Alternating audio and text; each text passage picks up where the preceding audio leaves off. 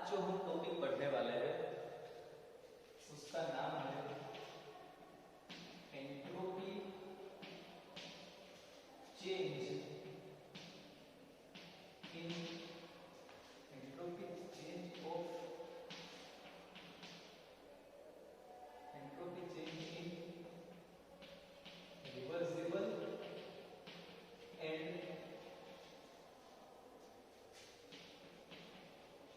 irreversible और spontaneous process. ठीक है, यहाँ पे हम लेंगे सिर्फ आइडियल केस लेंगे। ठीक है, हमको क्या करना है, एंट्रोपी चेंज कैलकुलेट करना है, रिवर्सिबल और इरिवर्सिबल, और उसको हम दूसरे वर्ड में बोलते हैं स्पॉन्टेनियस प्रोसेस। ठीक है, स्पॉन्टेनियस प्रोसेस में और नॉन स्पॉन्टेनियस और रिवर्सिबल में एंट्रोपी का चेंज क्या होता है वो हमको कैलकुलेट करना है। ठीक है, यहाँ पे एक चीज हम ध्यान दीजिएगा कि हम यहाँ पे सिर्फ लेंगे क्या, ideal case.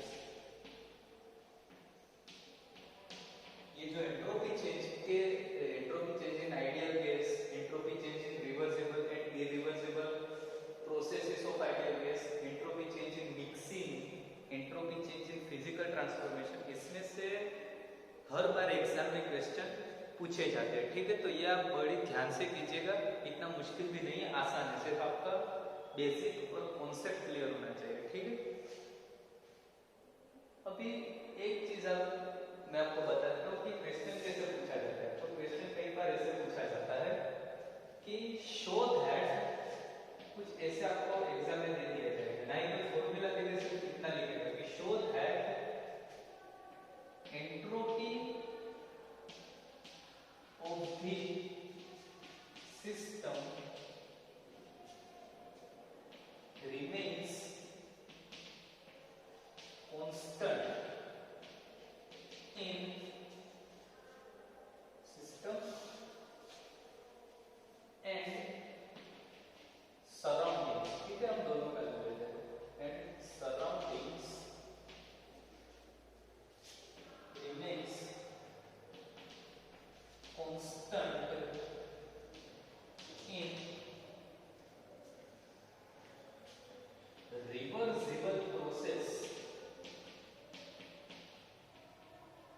while increase in irreversible, और इसको दूसरे वर्ड में बोला जाता है स्पॉन्टेनियस फॉर दी सेम। ठीक है, ऐसे क्वेश्चन पूछा जाता है, आपको ये प्रूव करना है। ठीक है, तो यही आज हम इस लेक्चर में डिस्कस करने वाले हैं। ठीक है, हम पहले इसमें लेंगे इरिवर्सिबल प्रोसेस। ठीक है, पहले हम क्या लेंगे इसमें, एंट्रोपी चेंज इन इरिवर्सिबल प्रोसेस और स्पॉन्टेनियस प्रोसेस। ठीक, पहले हम इरिवर्सिबल प्रोसेस का डिस्कशन करेंगे और स्पॉन्टेनियस प्रोसेस। अब देखिए हम लोग क्या पढ़ चुके हैं। ठीक है, स्पॉन्टेनियस प्रोसेस या फिर इरिवर्सिबल प्रोसेस किसको कहते हैं, कि स्पॉन्टेनियस प्रोसेस जो नेचुरल में अपने आप होती है। ठीक है, उसको किसी एक्सटर्नल फोर्स की जरूरत नहीं पड़ती, उसको हम बोलते हैं स्पॉन्टेनियस प्रोसेस। ठीक है, तो हम इसका एग्जांपल कैसे ले सकते हैं, तो हमने फर्स्ट लॉ ऑफ थर्मोडायनामिक्स की थियरी की कि work done in isothermal expansion of ideal case. ठीक है, हमने उसमें देखा था कि हमारे पास एक कंटेनर है, उसमें हमने वर्किंग फ्लूइड या फिर आइडियल गैस भरा हुआ है। ठीक है, हम जनरली आइडियल गैस ही लेते हैं। ठीक है, और ऊपर एक फ्रैक्शनलेस पिस्टन हमने अटैच कर दिया है। ठीक है, इस तरह का जो पिस्टन है वो हमने अटैच कर दिया है। अब हमने क्या किया है कि ये जो पूरी सिस्टम है, आपका वर्किंग फ्लूइड जो कंटेनर में है और ये जो पिस्टन है उसको हमने वैक्यूम में रख दिया। ठीक है, ये पूरी सिस्टम को हमने क्या रख दिया है, इन वैक्यूम। ठीक है, वैक्यूम में रख दिया। तो क्या होगा, इसकी वजह से क्या होगा, तो जैसे ही आपका ये जो गैस होगा मतलब ये क्या होगा इसके अंदर, या तो वर्किंग फ्लूइड होगा या तो होगा आइडियल गैस होगा, ठीक है। हम यहाँ आइडियल गैस का एग्जांपल लेने वाले, इसलिए आइडियल गैस लिखा है। जो आपका आइडियल गैस होगा वो अपने आप एक्सपांड होगा, ठीक है। क्या होगा, 3 पिस्टन, पिस्टन क्या होगा, ऊपर जाएगा, ठीक है। Expands without any opposing force, ठीक है। प्रोसेस कैसे हो रही है, अपने आप हो रही है, वैक्यूम में है, इसके अंदर आइडियल गैस है, तो ये जो गैस है वो अपना वॉल्यूम इंक्रीज करेगा, इसकी वजह से क्या होगा, ये पिस्टन ऊपर जाएगा, ठीक है। इसको कोई एक्सटर्नल या ऑपोजिंग फोर्स इसको नहीं लग रहा, ठीक है। अगर ऑपोजिंग फोर्स नहीं लग रहा है, ठीक है, तो इसका मतलब क्या हुआ, इसका मतलब हुआ कि हेंस जो वर्क हो रहा है, वर्क कब होगा, जब आपका ऑपोजिंग फोर्स लगेगा तभी वर्क होगा। ये एक्सपांड हो रहा है, ठीक है, ये पिस्टन जो है वो ऊपर जा रहा है, ठीक है, वो नीचे नहीं आ रहा, उसके ऊपर क्योंकि वैक्यूम है तो कोई नीचे कोई प्रेशर नहीं लग रहा है, ठीक है। तो इसका मतलब क्या होगा कि वर्क डन आपका क्या होगा, जो वर्क होगा आपका वो क्या होगा, hence work done is 0, work done कैसा है, 0 आएगा, ठीक है। कोई वर्क नहीं होगा क्योंकि ऑपोजिंग फोर्स पिस्टन पे या फिर ये पूरी सिस्टम पे नहीं लग रहा, ठीक है। अब हम दूसरी बात करते हैं, ठीक है। ये जो प्रोसेस है ये एक्सपांशन की है। हमने कार्नोट साइकिल में क्या बोला था कि जो प्रोसेस है वो क्या है, आइसोथर्मल एक्सपांशन बोलते हैं, isothermal expansion of ideal gas, ठीक है, isothermal expansion of ideal gas. इसका मतलब क्या हुआ कि अगर आइसोथर्मल प्रोसेस है, अगर आइसोथर्मल प्रोसेस है तो जो टेम्परेचर यहाँ पे लिख देता है, हेंस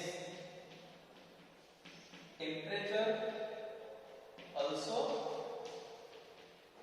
कांस्टेंट, टेम्परेचर भी कैसा होगा, कांस्टेंट होगा, ठीक है, कोई चेंज नहीं होगा टेम्परेचर। अगर टेम्परेचर कांस्टेंट है, अगर टेम्परेचर जो है, if the temperature is constant, अगर टेम्परेचर कांस्टेंट है तो इसका मतलब क्या होगा कि जो गैस की, जो आइडियल गैस की इंटरनल एनर्जी है, क्या है, internal energy is also constant, ठीक है। इंटरनल एनर्जी में क्या होगा, कांस्टेंट होगी, ठीक है। इसका मतलब क्या होगा, अब आप देखिए पहले से जानिए, वर्क आपका क्या है, वर्क डन इज 0 है, ठीक है। आपका टेम्परेचर कांस्टेंट है, इसलिए इंटरनल एनर्जी भी क्या होगी, कांस्टेंट। अब आपको फर्स्ट लॉ ऑफ थर्मोडायनेमिक्स पता है, ठीक है। फर्स्ट लॉ ऑफ थर्मोडायनेमिक्स में फॉर्मूला आता है, ठीक है, according to first law of thermodynamics, first law of thermodynamics में क्या आता है, एक फॉर्मूला है, delta U is equal to Q plus W, ठीक है। इंटरनल एनर्जी का चेंज हम कैसे डिराइव करते हैं, ठीक है। अब आपका वर्क क्या है, ये इज इक्वल टू 0, ये भी क्या है, 0। इसका मतलब क्या हुआ, अगर ये भी 0 है, ये भी 0 है, तो इसका मतलब क्या हुआ, Q इज इक्वल टू भी क्या होगा, 0। अब हमने एंट्रोपी में लास्ट लेक्चर में बात की थी कि एंट्रोपी चेंज जो होगा वो क्या होगा कि हीट का एक्सचेंज सिस्टम और सराउंडिंग्स में कितना होता है, ठीक है। बाहर से हीट अंदर आएगी, इसके अंदर आएगी, इसकी वजह से इसका टेम्परेचर चेंज होगा और इसकी वजह से क्या होगा, एक्सपांशन होगा, ठीक है। लेकिन यहाँ पे तो Q इज इक्वल टू 0 है, क्यों, क्योंकि ये जो पूरी की पूरी जो सिस्टम है वो किसमें है, वैक्यूम में, ठीक है। पूरे की पूरी जो सिस्टम है वो वैक्यूम में है, तो हीट बाहर से नहीं आ रही, इसलिए Q इज इक्वल टू क्या होगा, 0 होगा। तो अब हम इसका वर्क डन कैसे कैलकुलेट करें, सॉरी एंट्रोपी चेंज, इसका एंट्रोपी चेंज हम कैसे डिराइव कर सकते हैं। तो देखिए हमने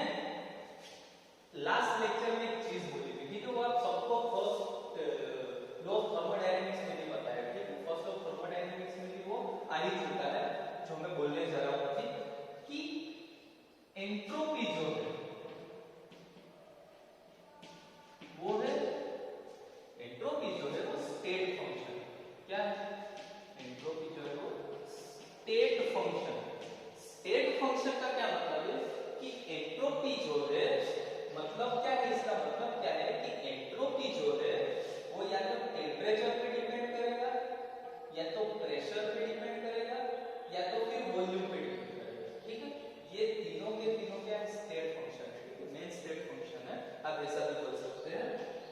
तो टेम्परेचर, प्रेशर और वॉल्यूम पे डिपेंड करता है, ठीक है। अब हमारे पास टेम्परेचर तो कांस्टेंट है, कोई सवाल ही पैदा नहीं होता, ठीक है। प्रेशर हमारे पे अपोजिंग फोर्स लग नहीं रहा तो प्रेशर का भी सवाल नहीं पैदा होता, ठीक है। हमारे पास चेंज क्या हो रहा है, तो ये जो गैस है वो एक्सपांड हो रहा है, ठीक है। गैस क्या हो रहा है, अपने आप एक्सपांड हो रहा है। इसका मतलब क्या हो रहा है कि गैस का वॉल्यूम जो है वो क्या हो रहा है, चेंज हो रहा है, ठीक है। गैस का वॉल्यूम चेंज हो रहा है। सपोज कि वो जो वॉल्यूम का चेंज है, कि सपोज जो चेंज इन वॉल्यूम है वो V1 से V2 का है, ठीक है। V1 शुरुआत में जो गैस का वॉल्यूम था वो V1 था, ठीक है। पिस्टन एक्सपांड हुआ तो उसका वॉल्यूम क्या चेंज हुआ, V2 हुआ, ठीक है। ये हुआ V2। अब प्रोसेस आपकी आइसोथर्मल एक्सपांशन हो रही है, ठीक है। अब आप प्रोसेस ऑफ थर्मोडायनामिक्स को याद कीजिए। हमने वहां पे एक चीज डिराइव की थी कि work done in isothermal expansion of ideal gas, ठीक है। उसमें चीज आती है, ठीक है। मैं आपको पहले से बताता हूं, ठीक है। और हमने कार्बन साइकिल, ठीक है, कार्बन साइकिल का एग्जांपल लेके आपको बताता हूं कि उसमें आइसोथर्मल रिवर्सिबल एक्सपांशन जब हो रहा तब वर्क डन क्या आ रहा है, आपका वर्क माइनस में आ रहा है, आप देख लीजिएगा, ठीक है। माइनस W था और उसको हमने बोला था Q2, ठीक है। उसका जो वर्क डन था वो क्या था, RT ln of V2 by V1 था, ठीक है। हमारा इक्वेशन नंबर 1 था वो कार्बन साइकिल पहले स्ट्रोक का ये वर्क डन था, ठीक है। अब हमने कुछ स्पेसिफाई नहीं किया, हमने कौन सी प्रोसेस ली, इरिवर्सिबल प्रोसेस ली, ठीक है। तो हम यहाँ पे Q2 नहीं लिखते, सिर्फ Q लिखते हैं, ठीक है। अब क्या हो रहा है कि RT ln of V2 by V1, ठीक है। अगर मैंने यहाँ पे n मोल ले ली, n नंबर ऑफ मोल्स ले ली, ठीक है, n नंबर ऑफ मोल्स, तो यहाँ पे क्या आ जाएगा, nRT आ जाएगा, ठीक है। लेकिन हमने यहाँ पे क्या लिया है, आइडियल गैस 1 मोल लिया है, ठीक है। तो हम यहाँ पे n नहीं लिखेंगे। अगर 1 मोल आपको नहीं दिया हुआ है तो आप स्मॉल n करके वो लिख सकते हो। अब क्या होगा, अब हमारे पास एंट्रोपी चेंज का फॉर्मूला है जो हमने लास्ट लेक्चर में डिराइव किया है, ठीक है, कि delta S is equal to Q reversible by T, और एक काम करते हैं हम लोग delta S is equal to Q by T लिखते हैं, ठीक है। क्योंकि हमारे हमने जो प्रोसेस ली है वो कौन सी है, इरिवर्सिबल है। हम उसमें आप ऐसे भी कर सकते हो, लेकिन हम ऐसा नहीं करेंगे, ठीक है। ये इरिवर्सिबल प्रोसेस का हीट एक्सचेंज है, ठीक है, ऐसा हम नहीं कर सकते। तो जो वर्क डन आएगा वो कैसा है, तो हमारे पास जो Q है, ठीक है, वो क्या है, RT ln of V2 by V1, ठीक है। तो हम ऐसे भी लिख सकते हैं 1/T into RT ln of V2 by V1, ठीक है। ये टेम्परेचर कैंसिल हो जाएगा, ठीक है। तो हमारे पास जो डेल्टा S आएगा, मतलब कि entropy change in isothermal expansion of gas, वो क्या आएगा, तो delta S is equal to R ln of V2 by V1 आएगा, ठीक है। ये मैंने बताना जरूरी समझा क्योंकि बाद में कंफ्यूज हो जाओगे, ठीक है। मैंने डायरेक्ट अगर लिखा तो आपको ये फॉर्मूला का यूज करके इसका वर्क डन कैलकुलेट करना है, एंट्रोपी चेंज कैलकुलेट करना है, ठीक है। तो हमारे पास फॉर्मूला कौन सा आया, हमारे पास फॉर्मूला आया कि delta S is equal to क्या हुआ, R ln of V2 by V1। ये किसकी एंट्रोपी का चेंज है, सिस्टम की, ठीक है, सिस्टम की। अभी हमको ओवरऑल एंट्रोपी का चाहिए, अगर ये इक्वेशन नंबर 1 है, ठीक है। अगर हमको ओवरऑल एंट्रोपी चाहिए तो हमको सिस्टम और सराउंडिंग्स, ठीक है, बाहर से जो हीट आ रही है, जो एब्जॉर्ब हो रही है वो भी चाहिए, ठीक है। लेकिन ये पूरे की पूरी जो प्रोसेस है वो वैक्यूम में हो रही है, इसलिए बाहर से कोई हीट अंदर नहीं जाएगी और अंदर से कोई हीट बाहर नहीं जाएगी। इसका मतलब क्या हुआ कि entropy of the surroundings in this case is constant. यहां पे क्या होगा, सराउंडिंग्स की जो एंट्रोपी है वो कांस्टेंट रहेगी। किसके केस में? इरिवर्सिबल स्पॉन्टेनियस प्रोसेस में, ठीक है, इरिवर्सिबल और स्पॉन्टेनियस प्रोसेस में। मतलब ये रही हमारी सिस्टम की, अगर हमको डेल्टा एस ओवरऑल कैलकुलेट करना है, ठीक है, तो हमको क्या करना पड़ेगा? देखिए, entropy of the system plus entropy of the surroundings, ठीक है, हमने एसए और एसबी का एग्जांपल लिया था, ठीक है, उसी के मुताबिक है, ठीक है। तो S system plus S surroundings, अभी सराउंडिंग्स की एंट्रोपी कांस्टेंट है, तो मतलब यहाँ पे क्या आ जाएगा? जीरो आ जाएगा, ठीक है। सिस्टम की एंट्रोपी क्या है? ये रही, ठीक है। तो delta S is equal to क्या होगा? R ln of v2 by v1। इसका मतलब क्या हुआ कि अगर मेरे पास isothermal reversible isothermal irreversible process है और आइडियल गैस की मुझे एंट्रोपी चेंज कैलकुलेट करनी है, ठीक है, तो मेरी जो एंट्रोपी आएगी वो कैसे आएगी? Delta S is equal to R ln of v2 by v1, ठीक है।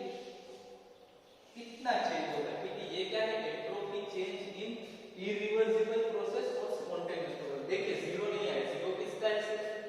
सराउंडिंग्स का जीरो है, ठीक है, क्योंकि हीट को एक्सचेंज नहीं हो रही है, सिस्टम में वॉल्यूम चेंज हो रहा है, वॉल्यूम चेंज होगा तो क्या होगा? एंट्रोपी चेंज होगी। तो इसकी वजह से क्या हुआ कि एंट्रोपी चेंज जो आया स्पॉन्टेनियस प्रोसेस में और इरिवर्सिबल प्रोसेस में, वो कैसा आया? तो delta is equal to R ln of v2 by v1। इसका मतलब क्या हुआ कि एंट्रोपी जो है, ओवरऑल जो एंट्रोपी है, वो क्या हो रही है? इंक्रीज हो रही है, ठीक है। किसके केस में? इरिवर्सिबल प्रोसेस, ठीक है। अब हम बात करते हैं इरिवर्सिबल प्रोसेस की, ठीक है, सॉरी, रिवर्सिबल प्रोसेस की। अब हम बात करेंगे रिवर्सिबल प्रोसेस की। तो रिवर्सिबल प्रोसेस में क्या होगा? तो हमको कार्बन साइकिल का फर्स्ट लॉ वापस याद करना पड़ेगा, ठीक है। रिवर्सिबल प्रोसेस में क्या होगा? एंट्रोपी चेंज इन रिवर्सिबल प्रोसेस। अब रिवर्सिबल प्रोसेस में होगा क्या? अब ये जो आपकी जो सिस्टम है वो वैक्यूम में नहीं होगी। इसका मतलब क्या हुआ कि ये जो प्रोसेस होगी उसमें हीट का एक्सचेंज होगा। किस तरीके से? क्योंकि बाहर से हीट अंदर आएगी, इसकी वजह से ये जो गैस होगा वो एक्सपांड होगा। वैक्यूम में क्या हो रहा था कि वैक्यूम में जो गैस था वो अपने आप एक्सपांड हो रहा था, लेकिन यहाँ पे क्या होगा? रिवर्सिबल प्रोसेस में, रिवर्सिबल प्रोसेस में जो आपका गैस है वो बाहर से, मतलब कि सराउंडिंग में से हीट का क्या करेगा? एक्सचेंज करेगा, ठीक है। एक तो प्रोसेस रिवर्सिबल है, तो हमको लिखना पड़ेगा कि सिंस इट इज इनफाइनाइटेसिमली, मतलब कि आप रिवर्सिबल भी लिख सकते हैं, ठीक है, इनफाइनाइटेसिमली स्मॉल प्रोसेस। इसका मतलब क्या हुआ कि ये जो प्रोसेस है वो कैसी है? रिवर्सिबल, ठीक है। अब इसमें जो डिफिकल्टी है वो क्या है कि हमको अगर प्रोसेस रिवर्सिबल है, यानी प्रोसेस जो है वो बहुत ही धीरे धीरे हो रही है, ठीक है, जो चेंज हो रहा है वो कैसा हो रहा है? बहुत ही धीमा हो रहा है, ठीक है। तो इसका मतलब क्या हुआ कि ये जो फ्रिक्शनलेस पिस्टन है आपका, फ्रिक्शनलेस पिस्टन जो है उसका प्रेशर भी हमको इस तरीके से एडजस्ट करना पड़ेगा कि इसका जो प्रेशर है, फ्रिक्शनलेस पिस्टन का जो प्रेशर है वो इस गैस के प्रेशर से कितना होना चाहिए? बहुत ही छोटा होना चाहिए, ठीक है। तो हम लिखेंगे the pressure of the piston is adjusted such that it is infinitesimally small than pressure of the gas, ठीक है। प्रेशर का जो प्रेशर, गैस का जो प्रेशर है उससे बहुत ही इनफाइनाइटेसिमली स्मॉल होना चाहिए, ठीक है, बहुत ही छोटा होना चाहिए इसका प्रेशर। अब देखिए मतलब क्या होगा कि जो चेंज होगा वो भी कैसा होगा? इनफाइनाइटेसिमली स्मॉल होगा, ठीक है। प्रेशर में जो चेंज होगा वो इनफाइनाइटेसिमली स्मॉल होगा। अब ये जो चेंज उसको करना है, ठीक है, आइसोथर्मल प्रोसेस है, मतलब टेम्परेचर कैसा होगा, ये भी कौन सी प्रोसेस है, आइसोथर्मल रिवर्सिबल प्रोसेस है, ठीक है। मतलब टेम्परेचर क्या होगा, टेम्परेचर होगा वो क्या होगा, कांस्टेंट होगा, ठीक है। लेकिन यहाँ पे क्या होगा कि एक्सपांशन कैसे होगा, तो एक्सपांशन कैसे होगा, बाहर से मतलब कि सराउंडिंग में से कुछ लिक्विड जितनी, ठीक है, वो क्या होगी, एब्जॉर्ब होगी, ठीक है। बाहर से जो सराउंडिंग में से जो हीट है वो एब्जॉर्ब कौन करेगा, सिस्टम एब्जॉर्ब करेगा। इसका मतलब क्या हुआ कि ये जो सिस्टम है उसने वर्क किया है किसके द्वारा, सराउंडिंग्स के द्वारा, बराबर, ठीक है। सराउंडिंग्स के थ्रू सिस्टम ने वर्क किया है, ठीक है।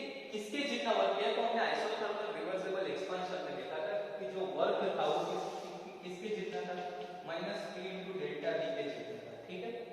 अब दूसरी बात जो बहुत ही इंपॉर्टेंट है, ठीक है, वो ये है कि अगर पूरे की पूरी जो प्रोसेस है आपकी वो रिवर्सिबल है, पूरे की पूरी प्रोसेस जो है वो रिवर्सिबल है, तो ये जो हीट का जो एक्सचेंज हो रहा है, ठीक है, हीट एब्जॉर्ब हो रही है या फिर सराउंडिंग्स जो है वो सिस्टम को या फिर आइडियल गैस को अगर हीट दे रहा है तो वो चेंज भी क्या होगा, रिवर्सिबल होगा, ठीक है, वो चेंज भी क्या होगा, रिवर्सिबल होगा। इसका मतलब क्या हुआ कि यहां से जो एंट्रोपी चेंज होगा, इसका मतलब क्या हुआ कि सराउंडिंग्स का भी कोई एंट्रोपी चेंज होगा, सिस्टम का भी कोई एंट्रोपी चेंज होगा, ठीक है।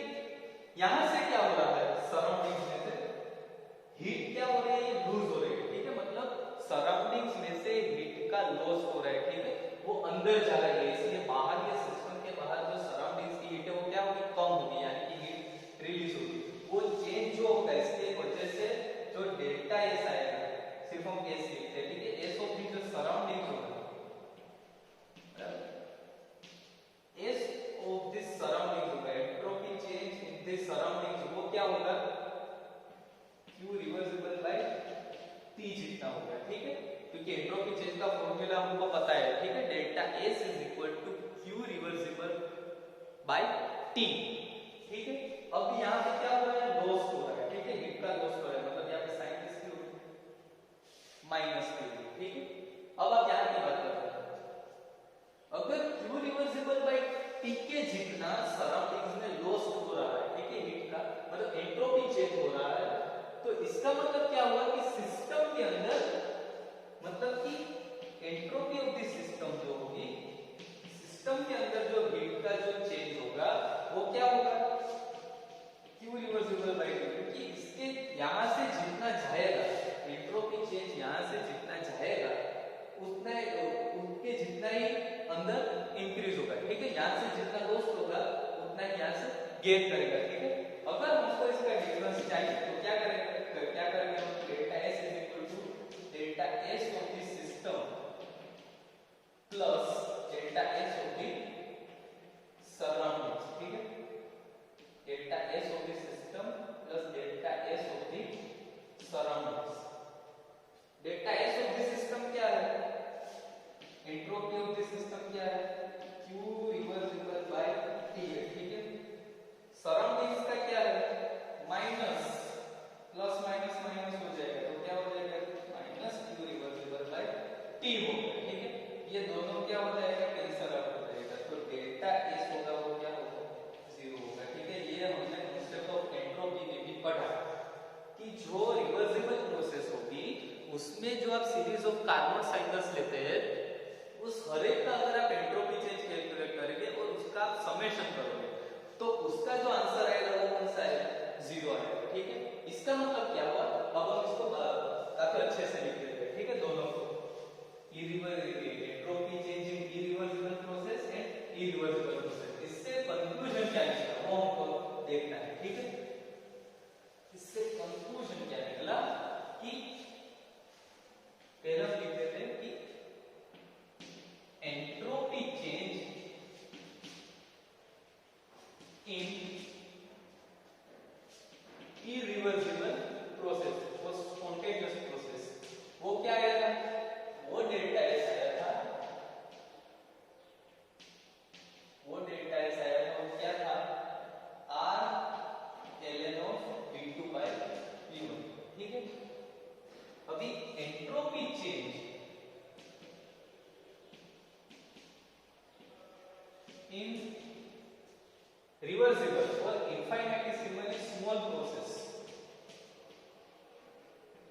उसका डेल्टा एस क्या आएगा, 0।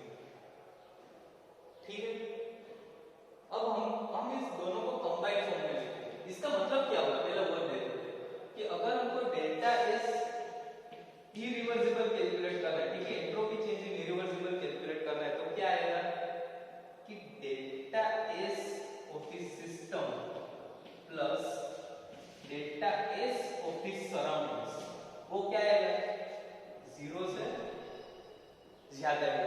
ठीक है, क्यों, क्योंकि यहाँ पे कुछ वैल्यू आई है, क्योंकि आर एल वॉल्यूम में कुछ चेंज हुआ है, उसके अनुसार ये जो वैल्यू है वो क्या आएगी, 0 से बहुत ही ज्यादा आएगी। ठीक है, अगर मैं रिवर्सिबल प्रोसेस की बात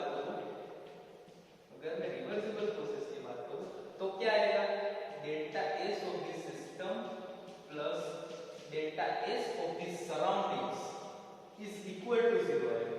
ठीक है, मतलब यहाँ पे कोई एंट्रोपी का चेंज नहीं होगा। ठीक है, entropy change of the system and surroundings is constant. हमारा जो क्वेश्चन था, जो हमने पहले जो क्वेश्चन लिखा था कि prove that the entropy change of the system and surroundings in the reversible process is constant while for the irreversible process it is increases.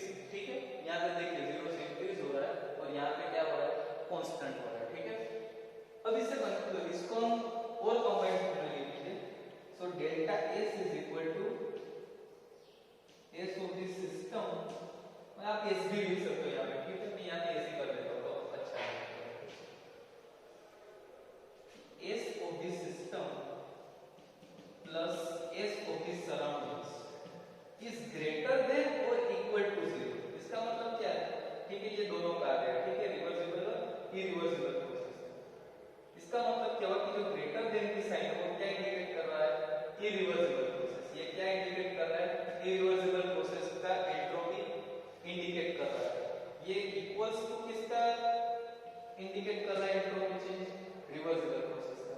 ठीक है, अब इस सब को पता है क्या, इतनी मगजमारी क्यों नहीं होती। ठीक है, अब आप देखिए, नेचर में कोई भी प्रोसेस होती है, ठीक है, नेचुरली कोई भी प्रोसेस होती है, वो कौन सी होती है, स्पॉन्टेनियस प्रोसेस होती है, वो हमेशा इरिवर्सिबल प्रोसेस होती है। इसका मतलब क्या हुआ कि नेचर में जो भी प्रोसेस हो रही है वो it tends towards the entropy increasing. ठीक है, एंट्रोपी जितनी भी नेचुरल प्रोसेस होती है, वो जो प्रोसेस होती है वो क्या करेगी, एंट्रोपी का इंक्रीज करेगी। ठीक है, एंट्रोपी को इंक्रीज करेगी।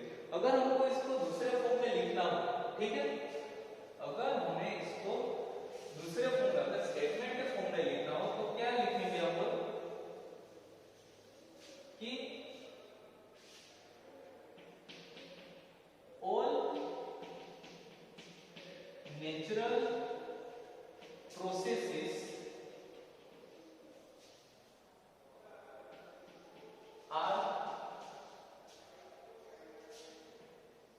irreversible or spontaneous. Hence, entropy of the universe tend towards increasing. ठीक है, ये और कुछ नहीं, ये जो स्टेटमेंट है ये आपको याद रखना है। बताता हूं क्यों याद रखना है।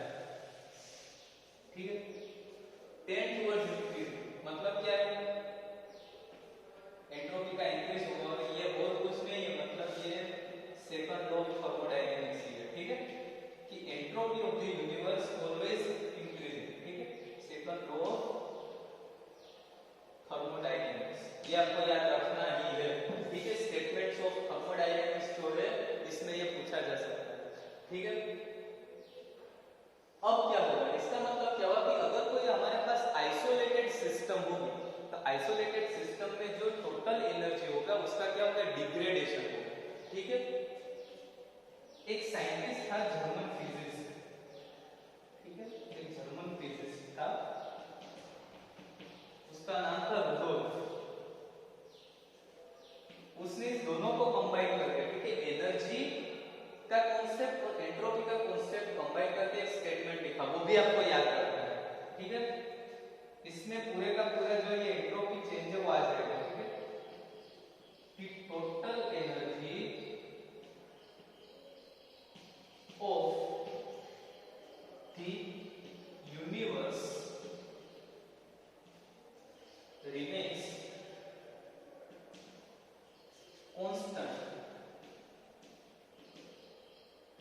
ठीक है। ये होगा हमारा फर्स्ट लॉ ऑफ थर्मोडायनेमिक्स। और इसके ऊपर से उसने क्या बोला कि दैट इज, इसका मतलब बहुत कुछ नहीं है, entropy of the universe,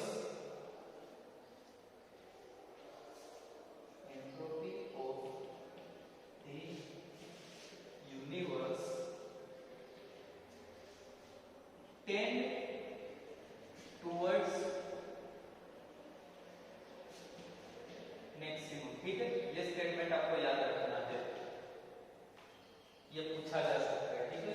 German scientist Rudolf ने ये बोला था, ये first law second law of thermodynamics का कंबाइंड स्टेटमेंट है, ठीक है।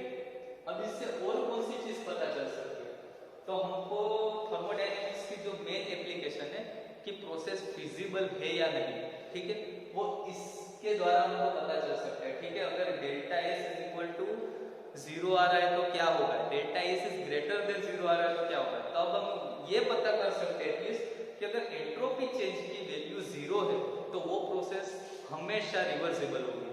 अगर एंट्रोपी चेंज जो है प्रोसेस की वो इरिवर्सिबल है, मतलब कि उसकी जो वैल्यू है वो 0 से ज्यादा है, तो वो प्रोसेस कौन सी होगी, हमेशा इरिवर्सिबल, ठीक है।